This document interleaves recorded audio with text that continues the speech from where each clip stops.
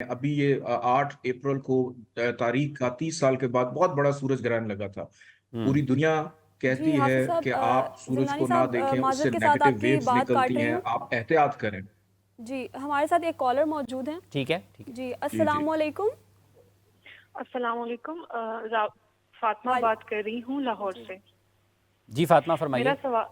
मेरा सवाल ये है कि एक पामिस्ट थे, उन्होंने ना मेरा हाथ देखा था और उन्होंने मुझे कहा था कि तुम्हारी ना 2 मंगनियाँ होंगी। एक तुम्हारी अपनी मर्जी से होगी जो नहीं चलेगी, और दूसरी होगी तुम्हारे अम्मा अब्बा की मर्जी से जो चलेगी। लेकिन अब हुआ तो ऐसा ही है, मंगनियाँ तो हुई 2 ही हैं, लेकिन चली दोनों ही नहीं है, दोनों ही खत्म हो गई हैं। तो ये तो ना बात हाँ में आई ना ना में आई। तो इस बात की क्या मतलब है कि अब कैसे इंसान जान सकता है कि सच्चाई थी या नहीं थी, या क्या है इसके हवाले? ठीक है, ये जवाब आपका लेते हैं। पहले चूँकि ये ज़ंजानी साहब की तरफ जाएगा पहले सवाल, और फिर वापस आएगा मुफ्ती साहब की तरफ, क्योंकि पामस का जिक्र हुआ है। तो ज़ंजानी साहब, ये आपने सवाल सुना होगा, इस पर आप अपनी राय दीजिएगा, फिर मुफ्ती साहब से जानते हैं।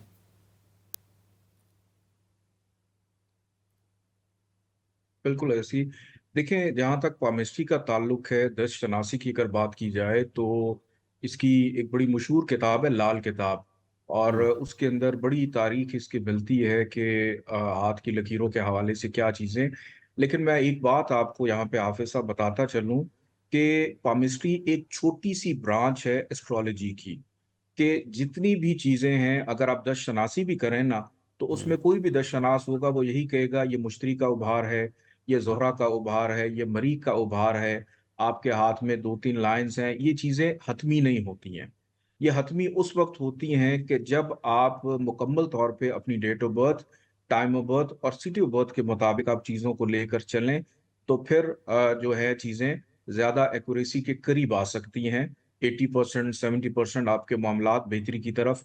और यहाँ पर एक चीज़ मैं और बताता चलूँ कि जब भी आप किसी के साथ या ज़िंदगी की इब्तदा कर रहे हैं, ये तो हम हमेशा ही सुनते आ रहे हैं कि हमें नेक वक्त में अपने काम का आगाज़ करना चाहिए, हमें मुस्बत वक्त में अपनी चीज़ों का आगाज़ करना चाहिए। ठीक अब है। हो सकता है इस बहन की जो मंगनी या शादी हुई है, वो किसी ख़राब वक्त में होगी जिसकी वजह से वो चीज़ नहीं चल पाई।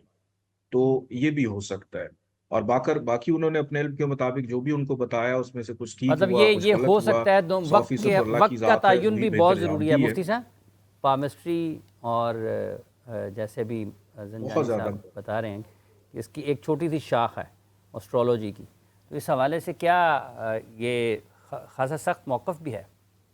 बिस्मिल्लाहिर्रहमानिर्रहीम। देखें, मैं तो आपको कुरान और सुन्नत से जो तालीमात मिलती हैं वही अर्ज़ कर सकता हूँ। बाकी किसी फ़न का जो माहिर होता है वो उसके बारे में ज़्यादा बेहतर बता सकता है। या रही बात ये कि अभी बात हुई बदशगुनी की, तो इस्लाम के अंदर बदशगुनी लेना जायज़ नहीं है। ये तो बिल्कुल वाज़े तौर पे हदीस के अंदर भी मौजूद है कि किसी चीज़ को कह देना कि ये मेरे लिए मनहूस है, ये गलत है। हाँ, अच्छा शगुन ले सकते हैं आप, जैसा कि अभी इन्होंने वो हदीस की तरफ इशारा भी किया कि रसूलुल्लाह सल्लल्लाहु अलैहि वसल्लम का फरमान ज़ी वक़ार जिसका है कि जो नेक काम होता है, रसूलुल्लाह सल्लल्लाहु अलैहि वसल्लम के तो तमाम काम ही नेक हैं, वो सिर्फ हमें समझाने के लिए कि जब तुम किसी काम का आगाज़ करो तो बुध से आगाज़ करो।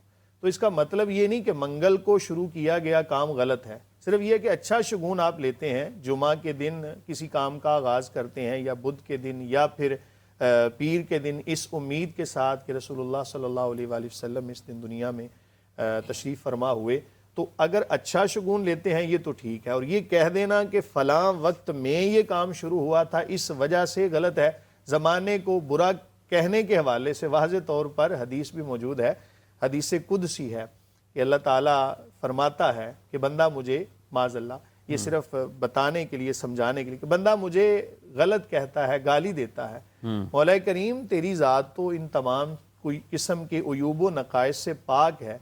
तो फरमाया जब बंदा ज़माने को बुरा कहता है तो वो मुझे, मेरी तरफ चूँकि ज़माने का खालिक मैं हूँ तो मेरी तरफ वो बुराई की निस्बत करता है। तो बहन के जहाँ तक सवाल का ताल्लुक है, चूँकि इन्होंने गुमान कर लिया था और यकीन कर लिया था कि ऐसा होगा, मेरे ख्याल से इस यकीन की वजह से मामलात ख़राब हुए। अगर वो ان تمام باتوں کو جو علم نجوم کے ماہرین نے بتائی تھیں یا دست شناس جو تھے انہوں نے بتائی تھیں، صرف ان تمام باتوں کو اس معنی میں لیتی کہ ایسا ہو بھی سکتا ہے اور ایسا نہیں بھی ہو سکتا۔ اللہ تعالیٰ بھی حافظ صاحب بندے کے ساتھ ویسا معاملہ فرماتا ہے جیسا اس کا گمان ہوتا ہے۔ اب ایک بندہ دیکھیں بت کے سامنے بیٹھا ہوا ہے اور وہ مانگ رہا ہے کھانا، اللہ تعالیٰ کی ذات رزق تو اسے بھی عطا فرماتی ہے لیکن اللہ کی رضا اس میں نہیں ہے، ٹھیک ہے؟ تو گمان جیسا بندے کا ہوتا ہے نا ویسا بعض دفعہ معاملہ ہو جاتا ہے۔ تو میرا یہ مشورہ ہوگا تمام سننے والوں کو کہ اگر آپ کسی کے ایسے بندے کے پاس جاتے ہیں، ویسے تو بہترین حال یہ ہے کہ اللہ تعالیٰ کی ذات پہ یقین کامل ہونا چاہیے، ویسے ہاتھ دکھانا ٹھیک ہے، لیکن دیکھیں یقین کامل کے ساتھ دکھائیں گے غلط ہوگا۔ ہاں اگر کچھ آثار دیکھ کے کوئی بندہ اپنی رائے نرمی گنجائش ہے، بہتر یہ ہے کہ نہ دکھایا جائے، بہتر یہ ہے کہ اس سے بچا جائے۔ دیکھیں نا اس طرح آپ کا جو توکل ہے نا اللہ تعالیٰ کی ذات پہ وہ ایک تذبذب کا شکار ہو جائے گا۔ آپ سمجھیں گے کہ پتہ نہیں ایسا ہی ہوگا، اور جب آپ کے ذہن میں وہ چیزیں چل رہی ہوں گی نا تو بعض دفعہ ویسا ہی ہو جائے گا، تو آپ کا یقین اس بات پہ کامل ہو جائے گا، اللہ تعالیٰ کی ذات سے آپ کا توکل ہٹ جائے گا۔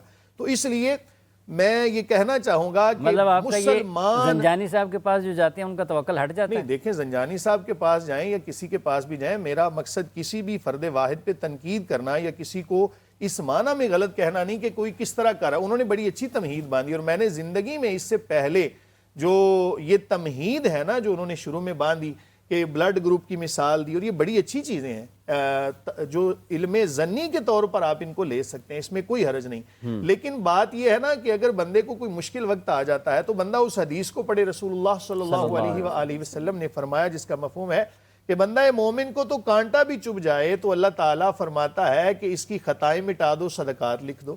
تو اگر اس کو نعمت ملتی ہے شکر ادا کرتا ہے، اللہ قرآن میں فرماتا ہے وَمَنْ شَكَرَ فَإِنَّمَا يَشْكُرُ لِنَفْسِهِ، کہ جو بندہ شکر ادا کرتا ہے اس کے شکر کا فائدہ اسے ہی ہے۔ تو زندگی میں جیسا وقت بھی آ جائے نا وہ اللہ کی اطاعت سمجھ کے گزاریں گے، صبر کر کے گزاریں گے، تو اللہ فرماتا ہے ان اللہ مع الصابرین، اللہ صبر کرنے والوں کے ساتھ ہے۔ تو مشکلات بعض دفعہ ہمیں اللہ کے قریب کرنے کے لیے آتی ہیں، ہم ان سے تنگ آ کے تو پھر ایسی چیزوں کی طرف چلنا شروع ہو جاتے ہیں کہ جو ہمیں اللہ تعالیٰ کے توکل سے نا وہ ہٹا دیتی ہیں۔ زنجانی صاحب جی قاری صاحب سے میرا ایک سوال ہے، میں اس بارے میں ایک بات کرنا چاہوں گا، کھل کر ذرا بتائیں نا عوام کو کہ ہاتھ دکھانا اس بارے میں شریعت مطہرہ میں ممانعت ہے۔ کسی شخص کو بھی ہاتھ دکھانا اس مقصد کے لیے کہ یہ مجھے میرے آگے کے جو امور ہیں ان کے بارے میں خبر دے گا، ٹھیک ہے، اس لیے لوگ جا کے ہاتھ دکھاتے ہیں کہ مجھے بتائیں کہ میں فلاں جگہ شادی کرنے لگا ہوں یا لگی ہوں، ٹھیک ہے، میرے لیے بہتر ہے یا نہیں۔ یہ تو اللہ تعالیٰ کو علم ہے، شریعت میں منع کیا گیا کسی کو ہاتھ جا کے دکھانا، واضح طور پہ حدیث پاک میں موجود ہے۔ ایک حدیث میں یہاں تک آتا ہے کہ جو شخص اللہ تعالیٰ کے ساتھ کسی کو شریک نہ ٹھہرائے اور کسی نجومی کے پاس جا کے ہاتھ نہ دکھائے وہ شخص جنت میں داخل ہوگا، ٹھیک ہے۔ اس کے اگر برعکس دیکھا جائے، جو شخص جا کے ہاتھ دکھائے گا اور یقین رکھے گا کہ اس نے جو بتایا ہے بالکل صحیح ہے، مفتی صاحب نے کہا کہ یقین نہیں رہا، مفتی صاحب نے یقین کامل نہ ہو۔ آپ اگر ظنی طور پہ دیکھیں نا کسی بھی علم کو، آپ مثال کے طور پہ قرآن میں آتا ہے کہ اللہ تعالیٰ ہی کے لیے یہ چیزیں خاص ہیں، بارش کب ہوگی، کوئی مادہ جو ہے وہ کیا جنے گی، مذکر جنے گی یا مؤنث جنے گی، یہ تمام کی تمام چیزیں جو ہیں یہ اللہ تعالیٰ کے ساتھ خاص ہیں، یعنی غیب کا علم اللہ تعالیٰ کے لیے خاص ہے۔ لیکن اب ہم دیکھتے ہیں کہ محکمہ موسمیات والے کچھ آثار و واقعات دیکھ کر بتا دیتے ہیں فلاں وقت میں بارش ہوگی۔ اب اس کا مطلب یہ نہیں جو انہوں نے کہہ دیا ہے وہی ہوگی، انہوں نے تو آثار دیکھے وہ تو بعض اوقات یہ بتاتے ہیں جی کہ بہت تیز بارش ہوگی، نہیں ہوتی، بعض اوقات بارش کا کوئی امکان ہی نہیں ہوتا، بارش جو ہے وہ رکتی نہیں ہے، شروع ہو جاتی ہے۔ اب دیکھیں الٹرا ساؤنڈ ہے تو اس کے اندر بتایا جاتا ہے کہ یہ مادہ جو ہے یہ مذکر پیدا کرے گی یا مؤنث، یعنی اس کے پیٹ میں بیٹا ہے یا بیٹی، یہاں تک اب ہم نے ترقی، تو یہ الٹرا ساؤنڈ کی جو تصویر ہے یا بات ہے وہ کلی نہیں ہے، اس کو آپ گمان کے طور پہ لے سکتے ہیں کہ جو انہوں نے کہا ہے وہ بھی یہ کہتے ہیں کہ 90% چانس ہے ان تمام چیزوں کے۔ تو اسی طرح اگر کسی نے ظن کے طور پر، گمان کے طور پر ان چیزوں کو لے لیا تو وہ یقین یہ رکھے کہ حقیقی طور پر جو مالک کائنات ہے، جو خالق ہے، جو میرے مقدر کو بدل سکتا ہے، تمام قسم کے علوم اللہ تعالیٰ ہی کے لیے، اللہ تعالیٰ کے پاس یہ جو آپ نے علم کی بات کی ہے۔ زنجانی صاحب یہ دو مختلف قسم کے خیالات ہیں اس حوالے سے جس شعبے سے آپ کا تعلق ہے، جس کام کے ساتھ آپ جڑے ہوئے ہیں، تو آپ ذرا بتائیے گا اس حوالے سے. بھی یہاں پر قاری صاحب نے بتایا کہ بالکل نہیں جانا چاہیے، مفتی صاحب نے یہ فرمایا ہے کہ اس میں کچھ اس قسم کی چیزیں موجود ہیں کہ آپ ایک گمان یا ایک علم کے طور پر لے سکیں. اچھا قاری صاحب، جب ہم یہ بات کرتے ہیں، قاری صاحب آپ بتائیں، اب جیسے ابھی محکمہ موسمیات کی ایک مثال پیش کی قاری صاحب نے، الٹرا ساؤنڈ کے حوالے سے بھی ذکر کیا ہے. اگر میں نے فرض کر لیں کہ کسی دوسرے شہر جانا ہے، میں آپ کے پاس ہی آ جاتا ہوں، قاری صاحب مجھے جانا چاہیے یا نہیں جانا چاہیے؟ تو جو بڑے بڑے لوگ ہیں، مطلب جو حکومتی شخصیات ہوتی ہیں، وہ تو ایک شہر سے دوسرے شہر جانے سے پہلے جن کے ساتھ ان کا عقیدہ ہوتا ہے، جن کے ساتھ وہ محبت کرتے ہیں، عقیدت رکھتے ہیں، ان کے پاس جاتے ہیں کہ سائیں دسو کہ میں لاہور جاواں یا نہ جاواں. جی جی، اس بارے میں واضح حدیث پاک میں بھی موجود ہے.